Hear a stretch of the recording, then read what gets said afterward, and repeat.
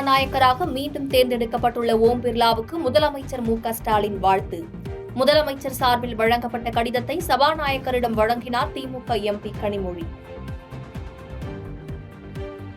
பெங்களூருவில் இருந்து 150 கிலோமீட்டர் தூரத்திற்கு விமான நிலையம் அமைக்கப்பட முடியாது என மத்திய அரசு அறிவித்திருக்கும் நிலையில் ஓசூரில் விமான நிலையம் அமைக்கப்படும் என முதலமைச்சர் கூறியிருப்பது யாரை ஏமாற்ற என தமிழ்நாடு பாஜக தலைவர் அண்ணாமலை கேள்வி.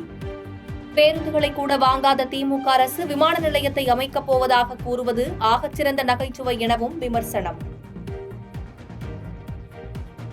செங்கோல் விவகாரத்தில் மத்திய அரசு தேவையற்ற அரசியலை செய்வதாக திமுக எம்பி தயாநிதி மாறன் குற்றம் சாட்டியுள்ளார்.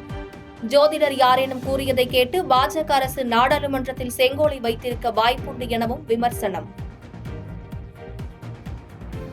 எதிர்க்கட்சித் தலைவர் இபிஎஸ் தலைமையில் சென்னையில் நடைபெறும் அதிமுக போராட்டத்திற்கு நாம் தமிழர் கட்சி ஒருங்கிணைப்பாளர் சீமான் வாழ்த்து. எதிர்க்கட்சிகளின் குரல் வலையை நசுக்கும் திமுக அரசின் எதேச்சதிகார போக்கு ஜனநாயக படுகொலை என விமர்சனம். 10 மற்றும் 12ஆம் வகுப்புகளில் சட்டமன்ற தொகுதி வாரியாக முதல் இடம் பிடித்தவர்களுக்கு தமிழக வெற்றிக் கழகம் சார்பில் நாளை பாராட்டு விழா. பாராட்டு விழாவில் நடிகர் விஜய் 10 நிமிடங்கள் பேச உள்ளதாக தகவல். அதிக மக்கள் தொகை கொண்ட பேரூராட்சிகள் நகராட்சிகளாக தரம் உயர்த்தப்படும். தரம் உயர்த்துவது குறித்தான சட்ட திருத்தம் நாளை மறுநாள் கொண்டுவரப்படும் எனவும் சட்டப்பேரவையில் அமைச்சர் KN நேரு அறிவிப்பு. 2024ஆம் ஆண்டின் மிகவும் மதிப்புமிக்க டாப் 10 பிராண்டுகளில் டாடா நிறுவனம் $28.6 பில்லியன் மதிப்புடன் முதலிடம், $14.2 பில்லியன் இன்ஃபோசிஸ் 2வது இடமும் 38% வளர்ச்சியுடன் HDFC 3வது இடமும் பிடித்தது.